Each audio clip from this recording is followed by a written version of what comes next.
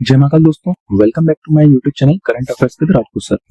दोस्तों, आज की वीडियो बहुत इंपॉर्टेंट होने वाली है। आज हम मई माह के इस वीक के टॉप 50 करंट अफेयर्स के क्वेश्चंस इस वीडियो में डिस्कस करेंगे। जितने भी क्वेश्चंस हैं उन्हें विस्तार में डिस्कस किया जाएगा, तो वीडियो पूरी जरूर देखिएगा। ठीक है दोस्तों, देखिए पहले प्रश्न की बात करते हैं। हाल ही में केंद्रीय अन्वेषण ब्यूरो सीबीआई का निदेशक कौन बने हैं?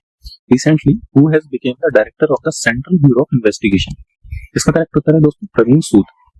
ये पिक्चर में दिख रहे हैं, यही है प्रवीण सूद, और इन्हीं को सेंट्रल ब्यूरो ऑफ इन्वेस्टिगेशन का नया निदेशक या डायरेक्टर नियुक्त किया गया है। देखिए सीबीआई की बात हो रही है, तो सीबीआई का फुल फॉर्म होता है सेंट्रल ब्यूरो ऑफ इन्वेस्टिगेशन। अच्छा, सीबीआई की स्थापना कब हुई थी? सीबीआई की स्थापना हुई थी 1963 में। वहीं इसका हेडक्वार्टर कहाँ पर है? न्यू दिल्ली। देखिए सब एग्जाम पॉइंट ऑफ व्यू से काफी इंपॉर्टेंट है ना, तो पता होना चाहिए सीबीआई की स्थापना कब हुई थी? 1963 में। तो हेडक्वार्टर कहाँ पर है? न्यू दिल्ली। सीबीआई का काम क्या होता है? भ्रष्टाचार, आर्थिक अपराध, विशेष अपराध और बड़े घोटालों की जांच करना। ठीक है, मोटो आपको पता होना चाहिए। हर डिफेंस की जो फील्ड होती है, मतलब डिफेंस रिलेटेड जो भी या मतलब सेना होती है, इंडियन आर्मी हो, इंडियन नेवी हो, इंडियन एयरफोर्स हो, सबका एक मोटो होता है। सीबीआई का मोटो क्या है? Industry, impartiality and integrity. ठीक है, नेक्स्ट क्वेश्चन की बात करते हैं। हाल ही में मई 2026 में प्रधानमंत्री नरेंद्र मोदी आधिकारिक यात्रा पर किस देश में गए थे? Recently in May 2026, Prime Minister Narendra Modi visited which country on an official tour? दोस्तों इसका करेक्ट उत्तर है ऑप्शन नंबर बी, नेदरलैंड। ठीक है, प्रधानमंत्री नरेंद्र मोदी 16 और 17 मई को नेदरलैंड की आधिकारिक यात्रा या ऑफिशियल विजिट पर गए थे। ठीक है, देखिए किसी भी देश की विजिट पर कोई प्रधानमंत्री जाते हैं तो काफी एमओयू साइन होते हैं। तो वहीं नेदरलैंड और भारत के बीच कृषि एवं डेयरी क्षेत्र में सहयोग को मजबूत करने की सहमति जताई गई है।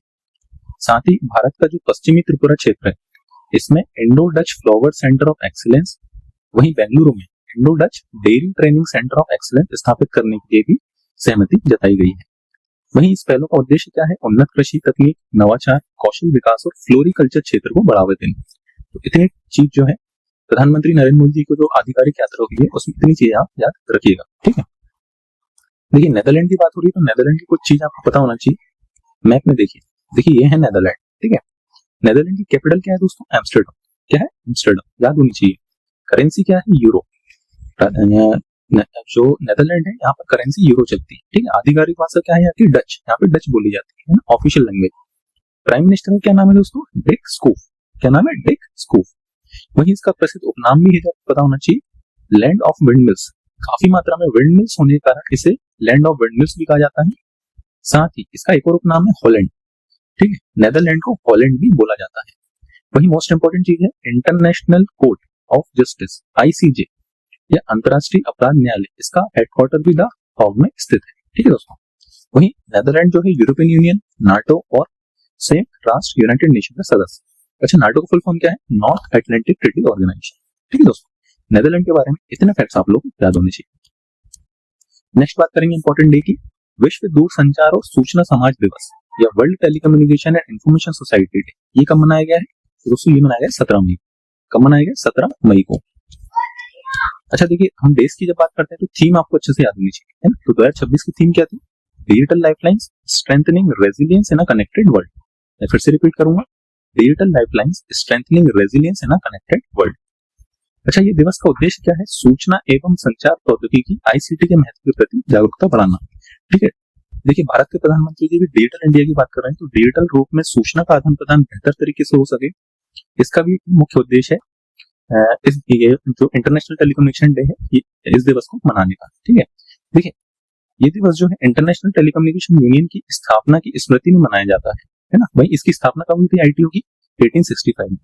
अच्छा, आईटीयू क्या करता है? इंटरनेशनल रिलेटेड जो भी पॉलिसीज होती है उस पर, उसको कैसे बेहतर बनाया जा सके उस पर काम करता है आईटीयू। ठीक है, वहीं विश्व दूरसंचार दिवस या वर्ल्ड टेलीकम्युनिकेशन डे पहली बार कब मनाया गया था? 1969। ठीक है, तो इतने फैक्ट्स आप लोग को याद होने चाहिए। नेक्स्ट प्रश्न की बात करते हैं। हाल ही में पनामा गणराज्य में भारत की पहली राजदूत के रूप में किसे नियुक्त किया गया है? Recently who has been appointed as the next ambassador of India to the Republic of Panama? दोस्तों इसका करेक्ट उत्तर है option number B, Pratibha Parkar, है ना। मोस्ट इंपोर्टेंट क्वेश्चन है ये। देखिए फोटो में दिख रही है, यही है प्रतिभा पारकर, और इन्हीं भारत की ओर से पनामा गणराज्य का राजदूत नियुक्त किया गया है। देखिए पनामा की बात हो रही है, तो पनामा सेंट्रल अमेरिका में स्थित एक देश है और राजधानी क्या है? Panama city. क्या है? Panama city. वही पनामा में आपने सुना होगा पनामा कैनाल, है ना, इस नहर के लिए जाना जाता है। जो कि एटलांटिक और प्रशांत महासागर, एटलांटिक और पैसिफिक ओशन के बीच में स्थित है, मतलब इन दोनों को जोड़ती है पनामा नहर। ठीक है। आधिकारिक मुद्रा या ऑफिशियल करेंसी की बात करें तो बल्बोआ, वही आधिकारिक भाषा क्या है इसकी, स्पेनिश। ठीक है। पनामा के बारे में इतने फैक्ट्स आप याद रखिएगा। देखिए अगले प्रश्न की बात करते हैं। हाल ही में न्यायमूर्ति सूर्यकांत ने किस समिति के गठन की घोषणा की है?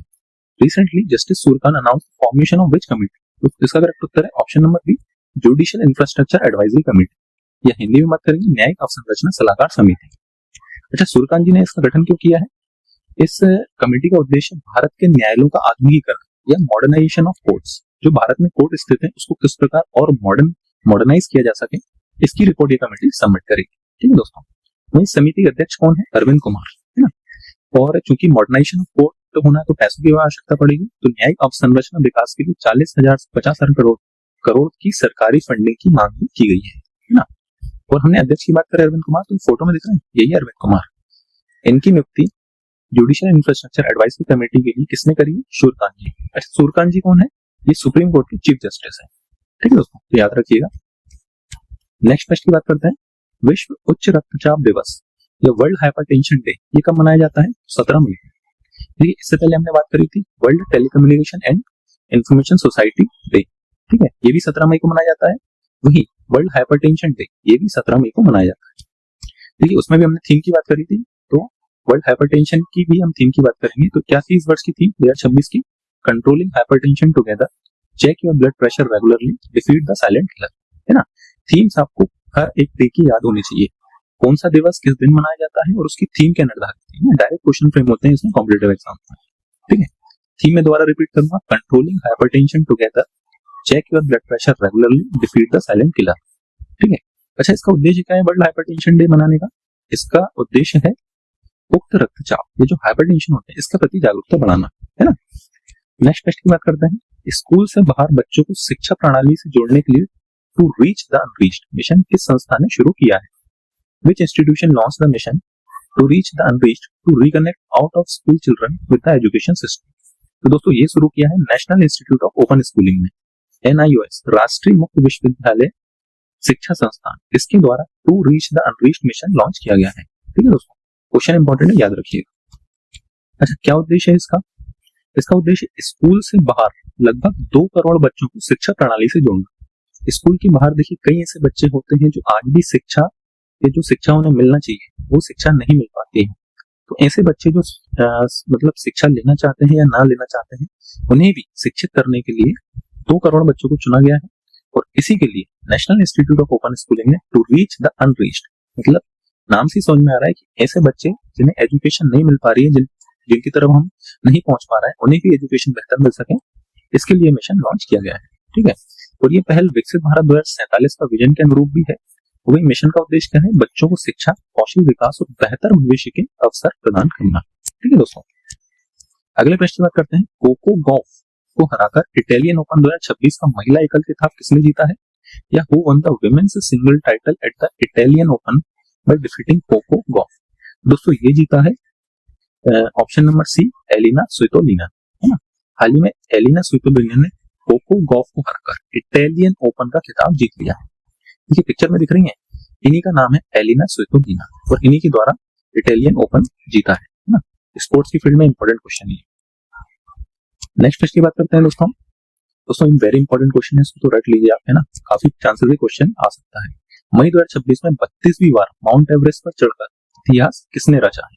Who created history by climbing Mount Everest for the 32nd time? दोस्तों इसका करेक्ट होता है ऑप्शन नंबर सी, कामी रीता शेरपा। क्या नाम? कामी रीता शेरपा। तो ये फोटो में दिख रहे हैं, यही है कामी रीता शेरपा। और इन्होंने सबसे अधिक बार 32 बार माउंट एवरेस्ट की चोटी पर चढ़कर एक रिकॉर्ड बना लिया है। मतलब इससे ज्यादा किसी के द्वारा भी माउंट एवरेस्ट फतेह नहीं किया गया है। ठीक है, तो जैसे कि हमने बात करी कामी रीता शेरपा, इन्होंने 17 मई 2026 को 32वीं बार माउंट एवरेस्ट पर चढ़कर विश्व रिकॉर्ड बनाया है।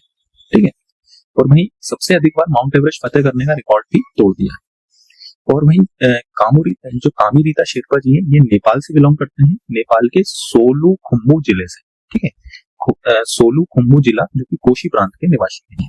ठीक है, वहीं इनके कुछ करियर की बात करें तो उन्होंने अपने करियर की शुरुआत 1992 में करी थी। कब करी थी? 1992 में। और करियर की शुरुआत के ठीक 2 साल बाद 1994 में पहली बार माउंट एवरेस्ट पर सफल चढ़ाई की थी। और वहीं इससे पहले लास्ट टाइम इन्होंने 27 मई 2025 को 31वीं बार एवरेस्ट फतह किया था। ठीक है दोस्तों, अगले प्रश्न की बात करते हैं। एशियाई भारोत्तोलन चैंपियनशिप 2026 में महिला 77 किलोग्राम वर्ग में संजना ने कितने कांस्य पदक जीते हैं? How many bronze medals did Sanjana win at the Asian weightlifting championship in the women 77 KG category? तो इसका करेक्ट उत्तर है ऑप्शन नंबर सी 3। 3 कांस्य पदक जीते हैं एशियाई वेटलिफ्टिंग चैंपियनशिप। देखिए पिक्चर में है, ये है संजना, ये वेट लिफ्टर है और इन्हीं के द्वारा 3 ब्रॉन्ज मेडल जीते हैं। कौन सी चैंपियनशिप में? एशियन वेटलिफ्टिंग चैंपियनशिप में। अच्छा, एशियन वेटलिफ्टिंग चैंपियनशिप की बात हो रही है तो इसका आयोजन कहां पर हुआ था? गांधीनगर, गुजरात। याद रखिएगा दोस्तों, गांधीनगर गुजरात में एशियाई भारोत्तोलन चैंपियनशिप, एशियन वेटलिफ्टिंग चैंपियनशिप का आयोजन हुआ था। वहीं 77 केजी कैटेगरी में 3 ब्रॉन्ज मेडल जीते हैं। किसने जीते हैं? संजना ने। संजना कौन है? वेट लिफ्टर है ना, वेट लिफ्ट करती हैं। वहीं अलग अलग प्रकार की स्पर्धा होती है, जैसे स्नैच स्पर्धा में इन्होंने 96 केजी वजन उठाया था। वहीं क्लीन और जर्क स्पर्धा में संजना ने 124 किलोग्राम वजन उठाया था। इस प्रकार 220 किलोग्राम वजन उठाकर इन्होंने 3 ब्रॉन्ज मेडल्स जीते थे अलग अलग कैटेगरीज में। ठीक है दोस्तों, अगले प्रश्न की बात करते हैं। हाल ही में 2 AI आधारित मौसम पूर्वानुमान उत्पाद किस संगठन ने लॉन्च किया है? Recently which organisation launch 2 AI based weather forecasting product? इसका दोस्तों इसका उत्तर है दोस्तों इंडिया मेट्रोलॉजिकल डिपार्टमेंट, IMD, जो कि मौसम से रिलेटेड जो भी चीज है वो लॉन्च करता है ना। मौसम मतलब मौसम विभाग से संबंधित ये डिपार्टमेंट है। मौसम किस प्रकार का रहेगा, इसका इसकी प्रेडिक्शन और इससे रिलेटेड जो भी एप्लीकेशंस है, इन सबको बेहतर और अच्छा बनाने के लिए ये डिपार्टमेंट काम करता है ना। उसने हाल ही में AI आधारित पूर्वानुमान, मतलब मौसम को पहले से ही इसका अनुमान लगाया जा सके कि किस प्रकार का हो सकता है ना, ताकि सभी को अलर्ट दिया जा सके। इसके संबंध में AI आधारित पूर्वानुमान जो है इन्होंने लॉन्च किया है। किसने लॉन्च किया है? इंडिया मेट्रोलॉजिकल डिपार्टमेंट ने। ठीक है, अगले प्रश्न की बात करते हैं। हाल ही 18 मई 2026 को कॉफीज ऑफ नागालैंड क्लस्टर आधारित कॉफी वैल्यू चेन विकास मिशन का शुभारंभ किसने किया है? Recently who launched the coffees of Nagaland cluster based coffee value chain development mission on 18 मई 2026? तो दोस्तों ये लॉन्च किया है ज्योतिरादित्य सिंधिया जी ने। देखिए सिंधिया जी जो कि केंद्रीय मिनिस्टर है, ये टेलीकम्युनिकेशन मिनिस्टर है, साथ ही north east region development minister है ना। इन्हीं के द्वारा नागालैंड में कॉफीज ऑफ नागालैंड क्लस्टर आधारित coffee value chain mission launch किया है। कुछ फैक्ट्स देख लेते हैं। 18 मई 2026 को कॉफीज ऑफ नागालैंड मिशन का शुभारंभ किसने किया है? ज्योतिरादित्य सिंधिया ने। वहीं इस परियोजना के लिए 175 करोड़ का परिव्यय भी निर्धारित किया गया है। अच्छा, नागालैंड में जो है कॉफी काफी मात्रा में होती है, इसलिए उसको और कैसे बेहतर उत्पादित किया जाए, इस पर काम करने के लिए कॉफीज ऑफ नागालैंड लॉन्च किया गया है। किसके द्वारा लॉन्च किया है? ज्योतिरादित्य सिंधिया जी के द्वारा। ठीक है दोस्तों, अगले प्रश्न की बात करते हैं। हाल ही में प्रधानमंत्री नरेंद्र मोदी ने पहली बार किस देश की आधिकारिक यात्रा की है? Recently prime minister Narendra Modi made his first ever official visit to which country? दोस्तों इसका करेक्ट उत्तर है ऑप्शन नंबर सी, नॉर्वे। हाल ही में नॉर्वे की पहली बार है ना ऑफिशियल तौर पे नरेंद्र मोदी जी पहली बार नॉर्वे गए थे। अब जैसे कि हमने बात किया कि प्रधानमंत्री जी किसी देश के दौरे पे जाते हैं तो काफी MOU साइन होते हैं, है ना। तो मेन MOU इस बार का था भारत और नॉर्वे का ग्रीन स्ट्रेटेजिक पार्टनरशिप, है ना, ग्रीन स्ट्रेटेजिक पार्टनरशिप। अच्छा, क्या होती है ग्रीन स्ट्रेटेजिक पार्टनरशिप?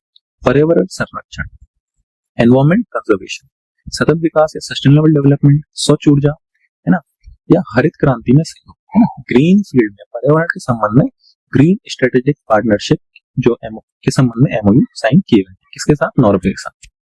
देखिए नॉर्वे की बात हो रही है तो नॉर्वे की कैपिटल आपको पता होना चाहिए। नॉर्वे की कैपिटल है ओस्लो। क्या है? ओस्लो। करेंसी क्या है? Norwegian krone. Norwegian krone. Prime minister कौन है यहाँ की? Jonas Gahr Store. कौन? Jonas Gahr Store. यहाँ के किंग है हेराल्ड वी, है ना। और नॉर्वे जो है किस कॉन्टिनेंट में आता है? तो ये यूरोप कॉन्टिनेंट में आता है ना, यूरोपियन कंट्री है। वहीं यहाँ की ऑफिशियल लैंग्वेज भी आपको पता होना चाहिए नॉर्वेजियन। क्या? नॉर्वेजियन। नॉर्वे के बारे में इतने फैक्ट्स आप लोग याद रखिएगा। अगले प्रश्न की बात करते हैं। हाल ही में 91 वर्ष की आयु में निधन होने वाले मेजर जनरल VC खंडूरी या भुवन चंद्र खंडूरी किस राज्य के मुख्यमंत्री रह चुके हैं? Recently major general VC Khanduri passed away at the age of 91 had served as the chief minister of which state? तो दोस्तों इसका करेक्ट उत्तर है ऑप्शन नंबर बी, उत्तराखंड। देखिए ये पिक्चर में दिख रहा है, यही है VC खंडूरी जी और ये उत्तराखंड के 2 बार मुख्यमंत्री रह चुके हैं। ठीक है, बीसी खंडूरी जिनका हाल ही में निधन हो गया है 19 मई 2026 को, है ना, उम्र के रहते ही वही इनका निधन हुआ है। इनकी उम्र थी 91 ईयर्स। वहीं ये उत्तराखंड के 2 बार मुख्यमंत्री भी रह चुके हैं। तो ये एक प्रसिद्ध राजनेता थे और ये सांसद भी रह चुके हैं। अगले प्रश्न की बात करते हैं दोस्तों, हाल ही में भारतीय वायुसेना में पहली महिला category A qualified flying instructor कौन बनी है? Recently who became the first women category A qualified flying instructor in the Indian air force? इसका करेक्ट उत्तर है दोस्तों ऑप्शन नंबर सी, सानिया। देखिए फोटो में दिख रही है यही सानिया, और ये इंडियन एयरफोर्स में स्क्वाड्रन लीडर की पोस्ट पर है, कमीशन ऑफिसर है ना, स्क्वाड्रन लीडर सानिया। और इन्हीं को category A qualified flying instructor नियुक्त किया गया है। अच्छा, क्या होता है category A qualified flying instructor? ये भारतीय वायुसेना की सर्वोच्च प्रशिक्षक श्रेणियों में से एक माना जाता है ना। प्रशिक्षक मतलब किस फील्ड में? जो सानिया जी हैं, स्क्वाड्रन लीडर सानिया हैं, इनके द्वारा एडवांस्ड फ्लाइंग इंस्ट्रक्शन, है ना, उन्नत उड़ान प्रशिक्षण से रिलेटेड ये फील्ड है। और ये एक ऐसी विशेष योग्यता है जिसमें एक पायलट को दूसरे पायलटों को उड़ान प्रशिक्षण देने में अत्यधिक कुशल और विशेषज्ञ माना जाता है। मतलब स्क्वाड्रन लीडर जो सानिया है, इनके द्वारा दूसरे पायलटों को बहुत बेहतरीन तरीके से प्रशिक्षण प्रदान किया जाता है, जिसके रहते category A qualified flying instructor की उपाधि इन्हें दी गई है। अगले प्रश्न की बात करते हैं, हाल ही में आंध्र प्रदेश सरकार ने अपनी नई जनसंख्या नीति के तहत किस बच्चे के जन्म पर 30,000 की एक मुश्त प्रोत्साहन राशि देने का घोषणा की है? Recently the Andhra Pradesh government announced one time incentive of 30,000 for the birth of which child under its new population policy. इसका करेक्ट उत्तर है दोस्तों option number C, third child. Andhra Pradesh government ने तीसरा बच्चे होने पर 30,000 की एक मुश्त राशि देने का प्रावधान दिया गया है। अच्छा, क्यों किया है ये प्रावधान?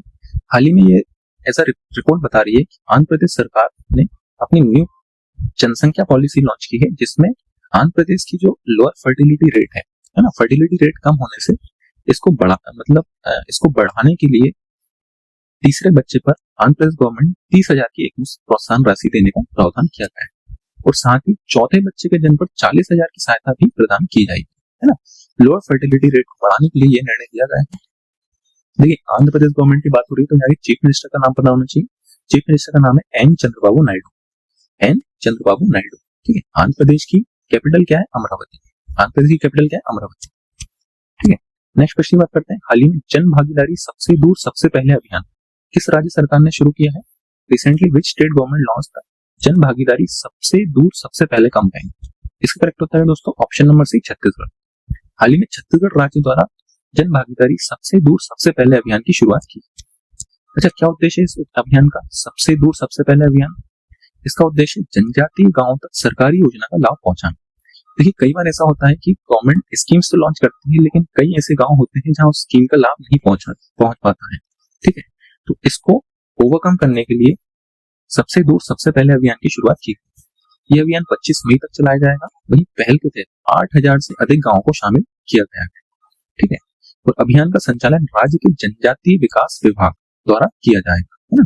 लाभार्थियों को स्वास्थ्य, शिक्षा, सामाजिक सुरक्षा, पोषण और पेयजल योजनाओं का लाभ मिलेगा इस योजना के तहत, है ना। इतने फैक्ट्स आप लोग याद रखिएगा। अगले प्रश्न की बात करते हैं, हाल ही में 5वीं एशिया कप ब्रिज चैंपियनशिप 2026 का आयोजन किस राज्य में किया जाएगा? Recently, the 5th Asia Cup Bridge Championship 2026 will be held in which state? इसका करेक्ट उत्तर है दोस्तों ऑप्शन नंबर बी, गोवा, है ना। 5वां एशिया कप ब्रिज चैंपियनशिप का आयोजन गोवा में किया जा रहा है। ठीक है, अगले प्रश्न की बात करते हैं, हाल ही में किस राज्य ने आनंद विवाह अधिनियम 1909 लागू करने की घोषणा की है? Recently, which state announced the implementation of the Anand Marriage Act 1909? दोस्तों इसका करेक्ट उत्तर है option number C, Sikkim. Sikkim द्वारा आनंद मैरिज एक्ट 1909 की शुरुआत की गई है। अच्छा, क्या है इस एक्ट के तहत? इस अधिनियम के तहत सिख समुदाय, जो सिख समुदाय होता है, इनके विवाहों को अलग कानूनी मान्यता प्रदान करेगा यह अधिनियम। क्या होता है, सिख दंपति अब आनंद कारा समारोह के तहत हुए विवाह को सीधा पंजीकरण करा सकेंगे। ठीक है, आनंद कारा समारोह क्या होता है?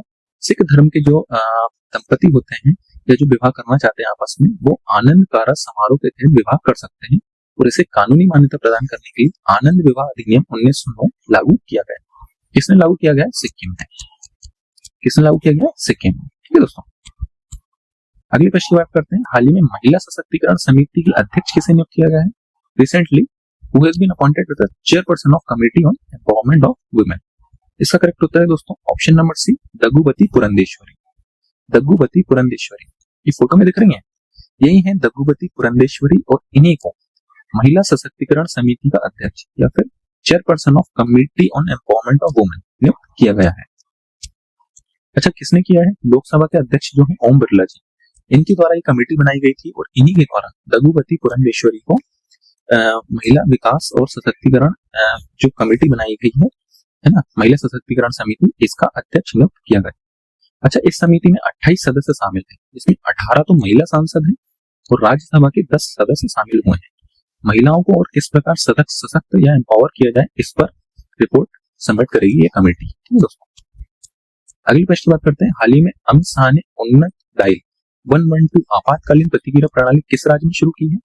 Recently in which state did Amit Shah launch the dial 112 emergency response system? इसका करेक्ट उत्तर है ऑप्शन नंबर सी, छत्तीसगढ़। हाल ही में अमित शाह जी द्वारा डायल 112 आपातकालीन प्रतिक्रिया रिस्पांस सिस्टम जो है छत्तीसगढ़ में लॉन्च किया गया है ना। अच्छा, इस डायल के तहत मतलब किसी भी प्रकार की इमरजेंसी हो, चाहे मेडिकल इमरजेंसी हो, पुलिस इमरजेंसी हो, सारी इमरजेंसी केवल एक 112 डायल करने पर कोई भी सिविलियन इसकी सहायता मंगा सकता है ना। चाहे फायर से रिलेटेड हो, मेडिकल से रिलेटेड हो, किसी भी प्रकार की इमरजेंसी, डायल 112 करके इस इमरजेंसी का छुटकारा पाने के लिए, हेल्प के लिए आप 112 डायल करके जो है मदद बुला सकते हैं ना। और इस नई व्यवस्था में 400 इमरजेंसी रिस्पॉन्स वाहन शामिल किए गए हैं, साथ ही 13 सर्विलेंस वाहन और 60 हाईवे पेट्रोल यूनिट भी इसमें तैनात की गई। इतने फैक्ट्स आप लोग याद रखिएगा।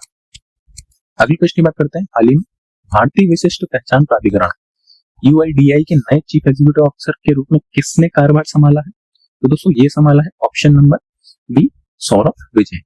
सौरभ विजय हाल ही में UIDAI या unique identification authority of India के नए चीफ एग्जीक्यूटिव ऑफिसर या CEO नियुक्त हुए हैं। अच्छा, फोटो में दिख रहे हैं, यही है सौरभ विजय जी और इन्हीं को CEO UIDAI बनाया गया है। ठीक है। अच्छा, कौन है ये एक्चुअली 1998 बैच के IAS या इंडियन एडमिनिस्ट्रेटिव सर्विस ऑफिसर हैं, IAS अधिकारी हैं ये, और इन्हीं को CEO ने किया है UIDAI का, है ना। UIDAI क्या करता है? बायोमेट्रिक पहचान प्रणाली जो आधार कार्ड है, इसका पूरा संचालन, पूरा मेंटेनेंस UIDAI द्वारा किया जाता है। वहीं सौरभ विजय की बात करें तो ये राष्ट्रपति सचिवालय, प्रेसिडेंट सेक्रेटरीट में डायरेक्टर की पोस्ट पर भी रह चुके हैं। वहीं वर्ल्ड बैंक में वॉशिंगटन DC में एज एडवाइजर या सलाहकार के रूप में भी उन्होंने कार्य किया है। अगले प्रश्न की बात करते हैं। हाल ही में 92 वर्ष की आयु में निधन होने वाले पूर्व कप्तान MJK स्मिथ किस क्षेत्र से संबंधित है? Recently, former England team captain MJK Smith, who passed away at the age of 92, belong to which field? तो इसका करेक्ट उत्तर है ऑप्शन सी, क्रिकेट। देखिए इमेज में दिख रहा है, यही MJK स्मिथ, इन्हीं का हाल ही में 92 वर्ष की उम्र में निधन हो गया है और ये इंग्लैंड टीम के, इस टीम के, इंग्लैंड टीम के पूर्व कप्तान रह चुके हैं। ठीक है दोस्तों, कुछ फैक्ट्स देख लेते हैं। MJK स्मिथ जो कि इंग्लैंड के प्रसिद्ध क्रिकेटर हैं और साथ में पूर्व कप्तान भी रह चुके हैं, जैसे हमने बात करी 92 वर्ष की आयु में इनका निधन हो गया है लंबी बीमारी के चलते। वहीं इनके करियर की बात करें तो इंग्लैंड क्रिकेट टीम के लिए 50 टेस्ट मैच खेले गए हैं। 1963 से 1966 तक इंग्लैंड टीम के कप्तान भी रहे हैं, है ना। 25 टेस्ट मैचों में इंग्लैंड की कप्तानी भी की है और इन्होंने साथ में संन्यास लेने के बाद इंटरनेशनल क्रिकेट काउंसिल में मैच रेफरी के रूप में भी कार्य किया है। तो आप लोग इतने फैक्ट्स याद रखिएगा। अगले प्रश्न की बात करते हैं। हाल ही में निधन होने वाली पूर्व भारतीय कप्तान जेनिफर पेस किस खेल से संबंधित है? Recently, former Indian captain Jennifer Pace, who passed away, was associated with which sport? इसका करेक्ट उत्तर है ऑप्शन नंबर बी, बास्केटबॉल।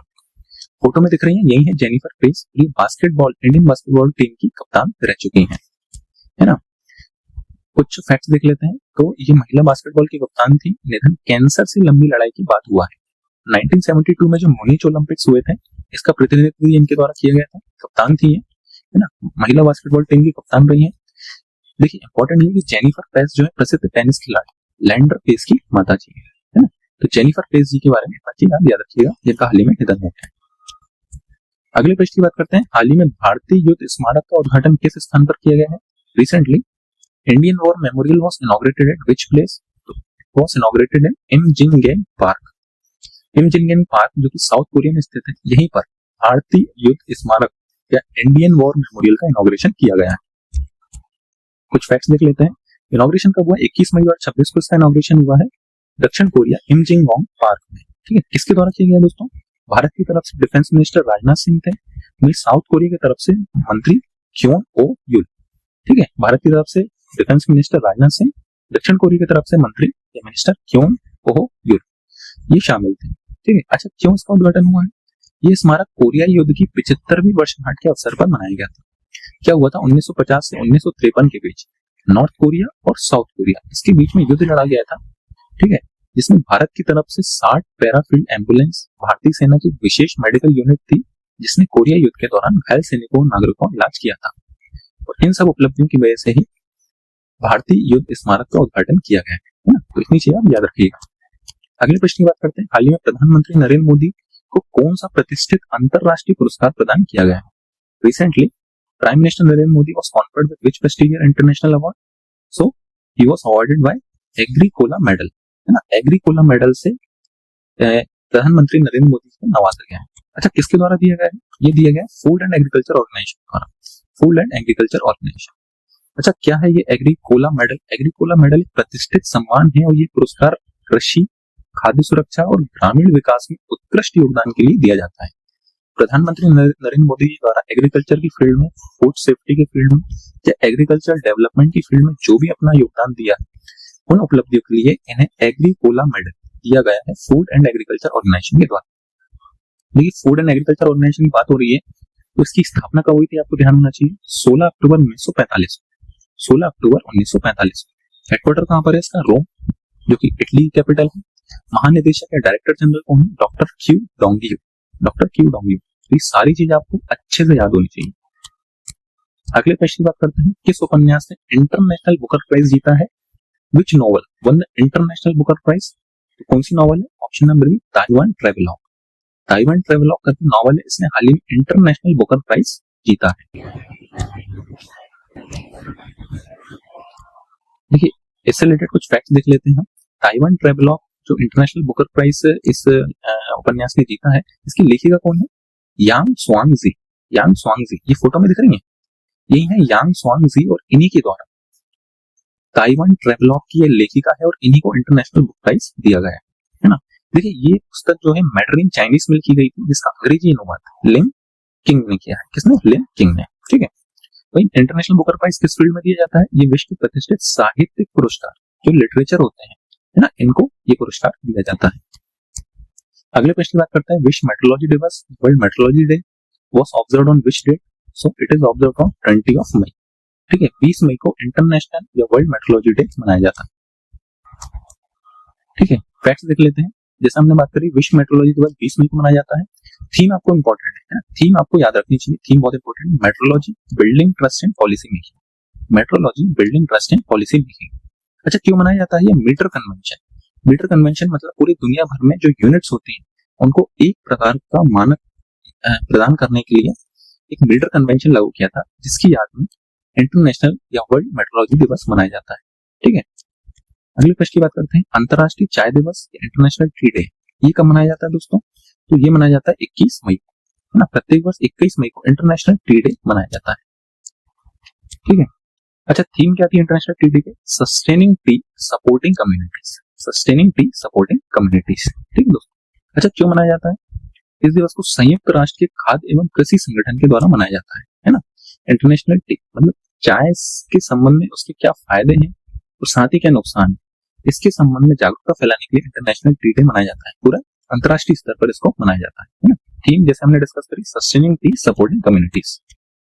अगले प्रश्न की बात करते हैं। हाल ही में 20 मई 2026 को संघमित्रा नामक यार्ड 3039 का शुभारंभ किस शहर में किया गया है?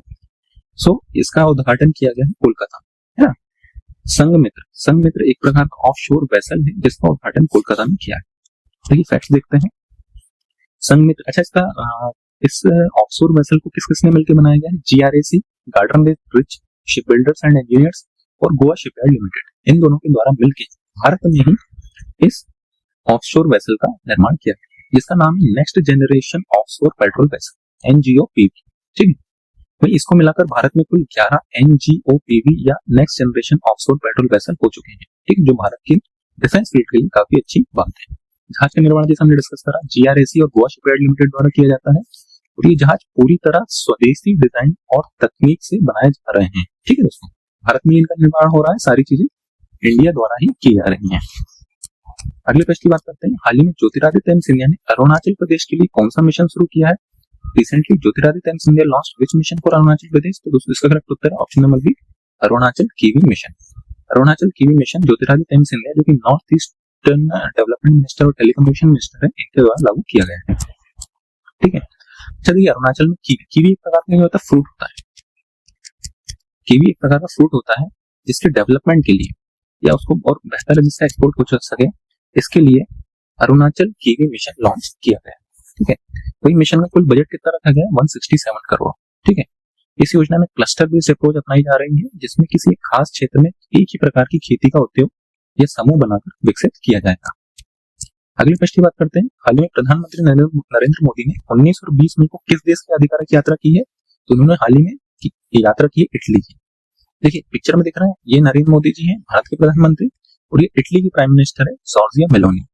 इन मतलब इटली के साथ काफी हमारे घनिष्ठ संबंध है। और वहीं प्रधानमंत्री नरेंद्र मोदी जी ने भारत में प्रसिद्ध चॉकलेट होती है मेलोडी, वो भी गिफ्ट करी थी, तो ये इमेज काफी फेमस हुई थी। ठीक है, इनकी आधिकारिक यात्रा 19 और 20 मई को थी। और इसी यात्रा के दौरान इन्हें एग्रीकोला प्राइज, जो हमने रिसेंटली डिस्कस किया था, एग्रीकोला प्राइज जो कि फूड एंड एग्रीकल्चर ऑर्गेनाइजेशन द्वारा दिया जाता है, वो दिया गया है प्रधानमंत्री नरेंद्र मोदी जी को इसी विजिट के दौरान। ठीक है, वहीं भारत और इटली ने वर्ष 2027 को year of culture and tourism घोषित किया। Year of culture and tourism, इस पहल का उद्देश्य क्या था? दोनों देशों के बीच पीपल टू पीपल टाइज को मजबूत करना। ठीक है दोस्तों, देखिए इटली की बात हो रही तो इटली की राजधानी क्या है? रोम। इटली की मुद्रा या करेंसी है यूरो। वहीं इटली के प्रधानमंत्री है जॉर्जिया मेलोनी। कौन है? Giorgia Meloni. इटली यूरोप महाद्वीप में स्थित एक देश है ना, ये भी एक यूरोपियन कंट्री है। और वहीं विश्व प्रसिद्ध leaning tower of Pisa, leaning tower of Pisa, ये भी कहां पर है? इटली में ही स्थित है। तो इटली के बारे में इतने फैक्ट्स आपको पता होना चाहिए। अगले प्रश्न की बात करते हैं। हाल ही में केरल के नए मुख्यमंत्री के रूप में किसे नियुक्त किया गया है? Recently who has been appointed as the new chief minister of Kerala? तो दोस्तों इसका करेक्ट उत्तर है option number B, V D Satheesan. V D Satheesan के द्वारा केरल के नए मुख्यमंत्री नियुक्त हुए हैं। दोस्तों अभी मैं एक वीडियो बनाऊंगा जिसमें पूरे राज्य के सभी मुख्यमंत्री, सभी सीएम्स और सभी गवर्नर्स, ठीक है, सारे चीफ मिनिस्टर्स और सारे गवर्नर्स अपन कवर करेंगे एक ही वीडियो में। ठीक है, तो केरल के नए मुख्यमंत्री कौन नियुक्त हुए? V D Satheesan. V D Satheesan को 2026 में केरल का नया मुख्यमंत्री नियुक्त किया गया है। और ये विपक्ष, केरल विधानसभा में विपक्ष के पहले लीडर ऑफ अपोजिशन भी थे। देखिए केरल की बात हो रही है तो केरल की राजधानी क्या है? तिरुवनंतपुरम। और इसे गॉड्स ऑन कंट्री के नाम से भी जाना जाता है। तो इंपॉर्टेंट चीज है कि केरल भारत का पहला पूर्ण साक्षर या फुल लिटरेट, मतलब सभी पढ़े लिखे लोग हैं यहाँ पर, कहीं भी इलिटरेसी नहीं है, जीरो लिटरेसी रेट है यहाँ पे ना, 100% लिटरेसी रेट है यहाँ पे। ठीक है, अगले प्रश्न की बात करते हैं। हाल ही में steel authority of India limited के चेयरमैन एंड मैनेजिंग डायरेक्टर का पदभार किसने संभाला है? तो दोस्तों ये संभाला है option number C, Ashok Kumar Panda, है ना। अशोक कुमार पांडा जी ने स्टील अथॉरिटी ऑफ इंडिया के सीएमडी नियुक्त हुए हैं। ठीक है, अशोक कुमार पांडा जिसे हमने डिस्कस करी है, सीएमडी बने हैं। और ये पहले सेल के डायरेक्टर थे, फाइनेंस सेक्शन में ये डायरेक्टर की पोस्ट में थे। अच्छा, स्टील अथॉरिटी ऑफ इंडिया पता होना चाहिए, केंद्र सरकार की सबसे बड़ी पब्लिक सेक्टर यूनिट है। इसकी स्थापना कब हुई थी? 1973 में। कई बार क्वेश्चन आता है, सेल की स्थापना 1973 में हुई थी। हेडक्वार्टर इसका नई दिल्ली में है। सेल भारत सरकार के इस्पात मंत्रालय या मिनिस्ट्री ऑफ स्टील के अधीन कार्य करते हैं। वही इसकी जो संयंत्र है कहाँ पर स्थित है? भिलाई, बोकारो, दुर्गापुर, राउरकेला और बनपुर, यहाँ पर इसके सारे प्लांट्स संचालित होते हैं। अगले प्रश्न की बात करते हैं। हाल ही में लगातार 2 कार्यकाल तक असम के मुख्यमंत्री बनने वाले पहले गैर कांग्रेसी नेता कौन बने हैं? इसका करेक्ट उत्तर है option number B, Himanta Biswa Sarma. Himanta Biswa Sarma लगातार 2 बार असम के मुख्यमंत्री बने हैं। हेमंत बिस्वा शर्मा है ना, इन्होंने 12 मई 2026 को दूसरी बार असम के मुख्यमंत्री पद की शपथ ली है। और गैर कांग्रेसी, पहले यहाँ पे कांग्रेस गवर्नमेंट रहती थी असम में, पहले गैर ऐसे कांग्रेसी हैं जिन्होंने 2 बार चीफ मिनिस्टर के पद की शपथ ली है ना। शपथ किसने दिलाई है? लक्ष्मण प्रसाद आचार्य, जो कि असम के गवर्नर है। असम भारत के जो उत्तर पूर्व राज्य में है, जिसकी कैपिटल है दिशपुर। कैपिटल क्या है असम की? दिशपुर। असम का एक प्रसिद्ध नेशनल पार्क है जो हजारों बार क्वेश्चन आ चुका है कॉम्पिटिटिव एग्जाम में, काजीरंगा नेशनल पार्क, ये असम में स्थित है। ये पार्क एक सींग वाले गेंडे या वन हॉर्न राइनोसोरस के लिए प्रसिद्ध है। बिहू नृत्य असम का बहुत प्रमुख नृत्य है, इसका क्वेश्चन भी आता है। वही ब्रह्मपुत्र नदी असम की सबसे महत्वपूर्ण नदी है। तो असम के बारे में इतने फैक्ट्स आप लोग याद रखिएगा। हाल ही में राष्ट्रपति भवन में नेशनल फ्लोरेंस नाइटिंगेल अवार्ड 2026 किसने प्रदान किया है? तो ये प्रदान किया है भारत की राष्ट्रपति द्रौपदी मुर्मू ने। ठीक है, फैक्ट्स देख लेते हैं। द्रौपदी मुर्मू ने 12 मई 2026 को राष्ट्रपति भवन में नेशनल फ्लोरेंस नाइटिंगेल अवार्ड प्रदान किए हैं। कुल 15 नर्सिंग पेशेवरों को सम्मानित किया गया है ना। नर्सिंग फील्ड में उत्कृष्ट कार्य करने के लिए नेशनल फ्लोरेंस नाइटिंगेल अवार्ड्स दिए जाते हैं, है ना, स्वास्थ्य सेवा, जन कल्याण और समर्पण के लिए। ठीक है, उस पुरस्कार में क्या क्या दिया जाता है? सर्टिफिकेट्स, 1 लाख की नगद राशि और साथ में मेडल प्रदान किया जाता है। ठीक है दोस्तों, अगली क्वेश्चन की बात करते हैं। हाल ही में मई 2026 में ओमान में भारत का अगला राजदूत, है ना, या next ambassador of India to Oman किसे नियुक्त किया गया है? तो इसका करेक्ट उत्तर है प्रशांत पीसे। प्रशांत पीसे को ओमान में भारत का अगला राजदूत नियुक्त किया गया है। देखिए, ओमान की बात हो रही है तो ओमान वेस्ट एशिया में स्थित एक देश है जिसकी राजधानी है मुस्कैट। ओमान में मुद्रा कौन सी चलती है? ओमानी रियाल। और यहाँ के सुल्तान कौन है? हैथम बिन तारिक। कौन है? हैथम बिन तारिक। ओमान की आधिकारिक भाषा क्या है? अरबी। अरेबिक इसकी ऑफिशियल लैंग्वेज है। वहीं इसकी सीमा सऊदी अरब, संयुक्त अरब और यमन से लगती है ना। तेल और प्राकृतिक या नेचुरल गैस के लिए भी ओमान काफी फेमस है। तो ओमान के लिए इतने फैक्ट्स आप याद रखिएगा। हाल ही में किम्बरले प्रक्रिया केपी की अंतर सत्रीय बैठक जिसका आयोजन कहां पर हुआ है? तो इसका आयोजन हुआ है दोस्तों ऑप्शन नंबर बी, मुंबई में। मुंबई में किम्बरले प्रक्रिया की अंतर सत्रीय या इंटर सेशनल मीटिंग का आयोजन हुआ है। ठीक है दोस्तों। अच्छा, किम्बरले प्रोसेस क्या होती है? सरकारों, नागरिक समाज संगठनों और हीरो उद्योग का एक वैश्विक गठबंधन है जिसका उद्देश्य जो कॉन्फ्लिक्ट डायमंड्स होते हैं, मतलब ऐसे डायमंड्स जो भारत के विरोध, मतलब भारत को नुकसान पहुंचाने के लिए यूज होते हैं, भारत को नुकसान पहुंचाने के लिए जो लोग रहते हैं उनको उनके द्वारा इनकी फंडिंग की जाती है, इनके माध्यम को बेच के फंड्स इकट्ठे किए जाते हैं, तो भारत को नुकसान पहुंचाने के लिए उन फंड्स का यूज किया जाता है। इस प्रकार की कॉन्फ्लिक्ट डायमंड या ब्लड डायमंड्स के व्यापार को रोकने के लिए किम्बरले प्रोसेस की मीटिंग आयोजन की गई थी। ठीक है, क्या होता है कॉन्फ्लिक्ट डायमंड? ऐसे कच्चे हीरे जिनका उपयोग विद्रोही समूह युद्ध संघर्ष के वित्त पोषण में करते हैं। ठीक है दोस्तों, अगले प्रश्न की बात करते हैं। अंतरराष्ट्रीय नर्सेज दिवस, है ना, इंटरनेशनल नर्सेज डे, ये कब मनाया गया है? तो दोस्तों ये मनाया गया है ऑप्शन नंबर डी, 15 मई को। इंटरनेशनल नर्सेज डे प्रत्येक वर्ष का मनाया जाता है 12 मई को, है ना। इंटरनेशनल नर्सेज डे प्रत्येक वर्ष 12 मई को मनाया जाता है। ठीक है, और ये दिन फ्लोरेंस नाइटिंगेल की जयंती के अवसर पर मनाया जाता है। ठीक है, फ्लोरेंस नाइटिंगेल को बोलते हैं, फ्लोरेंस नाइटिंगेल को आधुनिक नर्सिंग की जनक भी कहा जाता है, lady with the lamp. Lady with the lamp theme आपको पता होनी चाहिए, our nurses, our future, empowered nurses save lives. ठीक है दोस्तों, नेक्स्ट प्रश्न की बात करते हैं। भारत की पहली एकीकृत CCUS कार्बन कैप्चर उपयोग और भंडारण फील्ड प्रयोगशाला सुविधा का उद्घाटन कहाँ किया गया है? दोस्तों ये किया गया है option number C, IIT Bombay में। ठीक है, कार्बन कैप्चर उपयोग और भंडारण का जो प्रयोगशाला सुविधा उद्घाटन IIT बॉम्बे में किया गया है। ठीक है, CCUS जैसा हमने डिस्कस करी, इसका उद्घाटन अच्छा किया किसने? Education minister Dharmendra Pradhan. आपको पता होना चाहिए भारत के एजुकेशन मिनिस्टर कौन है? धर्मेंद्र प्रधान जी। इन्हीं के द्वारा CCUS जो कि carbon capture utilisation and storage है, इसका इनॉग्रेशन किया गया है। और ये परियोजना आत्मनिर्भर भारत और नेट जीरो एमिशन लक्ष्य के अनुरूप है। ठीक है दोस्तों, अगले प्रश्न की बात करते हैं। पुडुचेरी के मुख्यमंत्री के रूप में रिकॉर्ड 5वीं बार किसने शपथ ली है? तो दोस्तों इसका करेक्ट उत्तर option number B, N Rangaswamy. Puducherry के मुख्यमंत्री हाल ही में एन रंगास्वामी जो लगातार 5वीं बार यहाँ के मुख्यमंत्री बन गए। अगली इससे रिलेटेड कुछ फैक्ट देख लेते हैं, है ना। जैसे कि हमने बात करी कि पुडुचेरी के मुख्यमंत्री पद की शपथ ली एन रंगास्वामी ने, और ये ऑल इंडिया NR कांग्रेस के नेता हैं। अच्छा, इनको शपथ किसने दिलवाई है? लेफ्टिनेंट गवर्नर या उपराज्यपाल के कैलाशनाथन। देखिए, जितने भी यूनियन टेरिटरीज होती है यहाँ पर लेफ्टिनेंट गवर्नर होते हैं, और जो स्टेट्स होते हैं यहाँ पर गवर्नर होते हैं। ठीक है, तो पुडुचेरी के मुख्यमंत्री एन रंगास्वामी को शपथ किसने दिलाई? लेफ्टिनेंट गवर्नर के कैलाशनाथन के। ये पुडुचेरी के लेफ्टिनेंट गवर्नर हैं। अगले प्रश्न की बात करते हैं। हाल ही में किस राज्य द्वारा अन्नपूर्णा भंडार योजना की शुरुआत की गई है? तो ये की गई है वेस्ट बंगाल। हाल ही में आपने देखा होगा वेस्ट बंगाल में बीजेपी गवर्नमेंट बनी है, जिनके न्यू चीफ मिनिस्टर बने हैं शुभेंदु अधिकारी। न्यू चीफ मिनिस्टर कौन नियुक्त हुए? शुभेंदु अधिकारी जी। और चीफ मिनिस्टर शुभेंदु अधिकारी जी द्वारा अन्नपूर्णा भंडार योजना शुरू की गई। ठीक है दोस्तों, वेस्ट बंगाल सरकार ने ही अन्नपूर्णा भंडार योजना की मंजूरी दी है। शुभेंदु अधिकारी द्वारा इनकी अध्यक्षता की थी, जैसा हमने डिस्कस करी है। वेस्ट बंगाल के न्यू चीफ मिनिस्टर नियुक्त हुए हैं, है ना। योजना 1 जून 2026 से लागू होगी। वहीं प्रत्येक महिला को 3000 रुपए प्रति माह की राशि दी जाएगी, है ना। देखिए, जहां बीजेपी शासित राज्य है, इनके द्वारा महिलाओं को एम्पावर्ड करने के लिए, उन्हें पोषण देने के लिए कुछ राशि प्रत्येक माह दी जाती है ना। जैसे मध्य प्रदेश में लाडली बहना योजना काफी प्रचलित योजना है, जिसमें मासिक रूप से 1500 रुपए प्रत्येक महिला को दिए जाते हैं। इसी को फॉलो करते हुए जो शुभेंदु अधिकारी जी, इन्होंने अन्नपूर्णा भंडार योजना वेस्ट बंगाल स्टेट में चालू की गई, है ना। और DBT के माध्यम से पैसा सभी लाभार्थियों को उनके बैंक खाते में सीधे जमा हो जाएगा। अगले प्रश्न की बात करते हैं, हाल ही में भारत की ओर से कोलंबिया गणराज्य का राजदूत किसे नियुक्त किया गया है? तो ये नियुक्त किया है डॉक्टर विनोद जे भाड़े। डॉक्टर विनोद जे भाड़े भारत की तरफ से कोलंबिया गणराज्य के नए एम्बेसडर बन गए हैं। अच्छा, ये कौन है? ये IFS, ये इंडियन फॉरेन सर्विसेज के अधिकारी हैं 2007 बैच के, और इन्हीं को कोलंबिया गणराज्य का नया राजदूत या एम्बेसडर नियुक्त किया है। ठीक, कोलंबिया की बात हो रही है तो कुछ फैक्ट्स पता होना चाहिए। कोलंबिया की राजधानी है बोगोटा। क्या है? बोगोटा। आधिकारिक भाषा ऑफिशियल लैंग्वेज स्पेनिश। मुद्रा यहाँ पर चलती है कोलंबियन पैसो।